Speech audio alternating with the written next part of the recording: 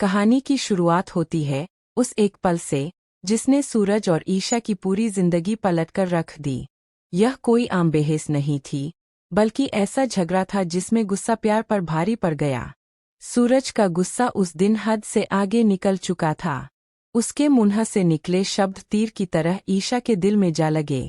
बिना यह सोचे कि सामने वाला कितना टूट जाएगा, सूरज ने गुस्से में ईशा से कह दिया कि वह उसकी जिंदगी से चली जाए।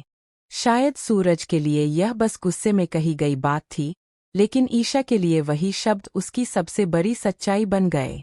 उसकी आंखों में आंसू भर आए, दिल अंदर ही अंदर चकनाचूर हो गया, लेकिन उसने कुछ कहा नहीं। बिना किसी शिकायत के, बिना किसी सवाल के, वह घर छोड़कर बाहर निकल गई। रात का अंधेरा चारों तरफ फैला हुआ था। सड़कें सुनसान थीं और ईशा के मन में भावनाओं का तूफान चल रहा था। अपमान, दर्द और टूटे हुए भरोसे ने उसके कदम भारी कर दिए थे। हर कदम के साथ उसे सूरज की बातें याद आ रही थीं, उसका गुस्सा, उसकी बेरुखी। चलते चलते अचानक ईशा की नज़र सड़क किनारे खड़ी एक कार पर पड़ती है। कार के पास कुछ लोग खड़े होते हैं, जो धीमी आवाज में आपस में बात कर रहे होते हैं।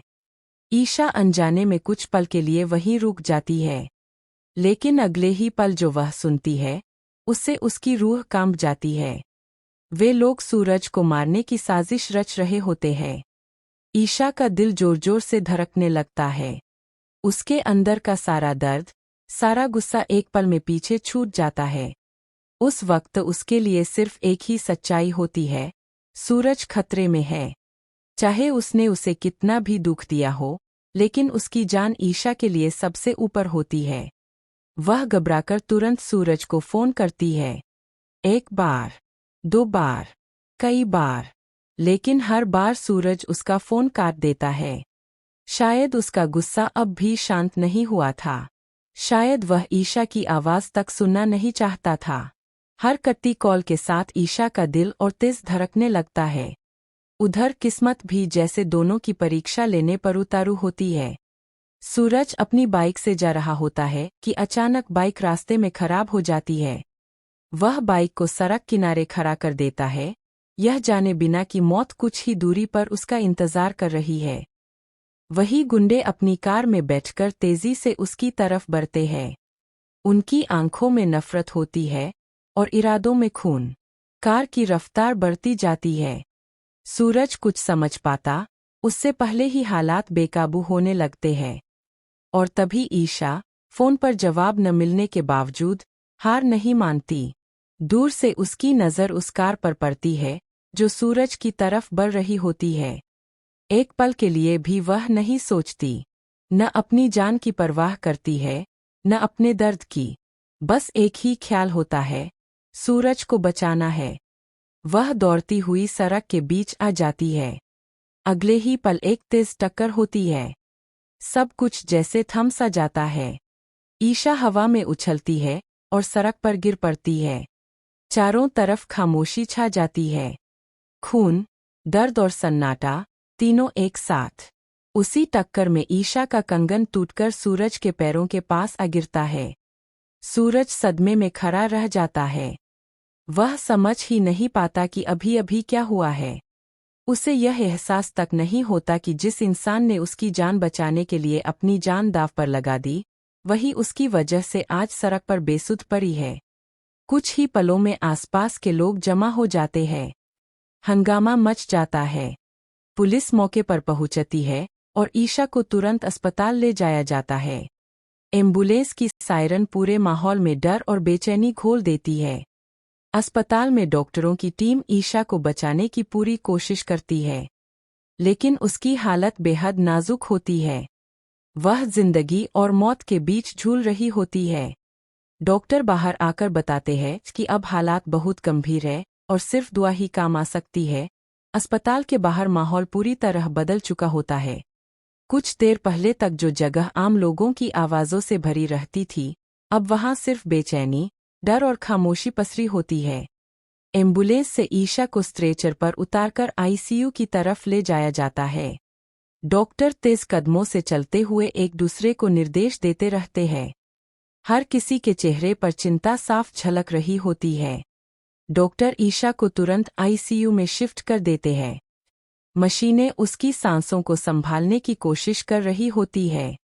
बाहर खड़े लोग हाथ जोड़कर दुआ मांग रहे होते हैं। कोई भगवान से प्रार्थना कर रहा होता है तो कोई चुपचाप आंसू बहा रहा होता है। माहौल ऐसा बन जाता है जैसे हर किसी की सांसें ईशा की सांसों से जुड़ गई हों। कुछ ही देर में यह खबर सूरज तक पहुंच जाती है कि जिस एक्सीडेंट में एक महिला गंभीर रूप से घायल हुई है वो और कोई नहीं बल्कि ईशा है। यह सुनते ही सूरज के पैरों तले जमीन खिसक जाती है। उसका गुस्सा, उसकी जिद, सब एक पल में खत्म हो जाता है। दिल में सिर्फ एक ही एहसास बचता है, पछतावा। उसे याद आता है उसका गुस्सा, वो कठोर शब्द और ईशा की खामोश आंखें। उसे एहसास होता है कि उसने गुस्से में क्या कह दिया था और ईशा ने उस बात को कितनी गहराई से महसूस किया होगा। सूरज का दिल अंदर ही अंदर टूटने लगता है। वह खुद को कोसता है कि काश उसने ईशा को उस वक्त रोक लिया होता। ताई जी, अरविंद जी और पूरा परिवार बिना एक पल गवाए अस्पताल पहुंचता है। सबकी नजरें एक ही दरवाजे पर टिकी होती है, आईसीयू के दरवाजे पर। बाहर खड़ा सूरज खुद को संभाल नहीं पाता। उसकी आंखों से आंसू बहने लगते हैं। उसे ऐसा लगता है जैसे ईशा की इस हालत का जिम्मेदार वही है। डॉक्टर बाहर आकर बताते हैं कि ईशा की हालत बहुत नाजुक है। शरीर पर गंभीर चोटें हैं और बहुत ज्यादा खून बह चुका है। वह जिंदगी और मौत के बीच झूल रही है। डॉक्टरों की बात सुनकर पूरे परिवार के चेहरे उतर जाते हैं। ताई जी की आंखों से आंसू निकल आते हैं और अरविंद जी चुपचाप खड़े रह जाते हैं। सूरज खुद को रोक नहीं पाता और आईसीयू में जाने की जिद करता है। काफी कहने के बाद डॉक्टर उसे कुछ देर के लिए अंदर जाने देते हैं। सूरज धीरे धीरे ईशा के बेर के पास पहुंचता है। मशीनों की आवाजें उसके दिल पर हथौड़े की तरह पड़ रही होती है। वह कांपते हाथों से ईशा का हाथ पकड़ता है। उसकी हथेली ठंडी लगती है। सूरज की आंखों से आंसू टपक कर ईशा के हाथ पर गिरते हैं। टूटे हुए स्वर में वह ईशा से माफी मांगता है। वह कहता है कि उसने गुस्से में बहुत गलत कह दिया था, लेकिन उसने कभी यह नहीं चाहा था कि ईशा उसकी जिंदगी से चली जाए। सूरज बार बार खुद को दोष देता है। उसे एहसास होता है कि जिस इंसान को उसने दूर धकेला, वही इंसान उसकी जान बचाने के लिए अपनी जान दांव पर लगा बैठा। उसका दिल इस सच्चाई को स्वीकार नहीं कर पाता। वह ईशा से वापस लौट आने की गुहार लगाता है। और तभी एक छोटी सी हलचल होती है। ईशा की उंगलियां हल्के से हिलती है। सूरज की सांसें थम सी जाती है। वह ध्यान से ईशा की तरफ देखता है। कुछ पलों बाद उसकी सांसों की गति में हल्क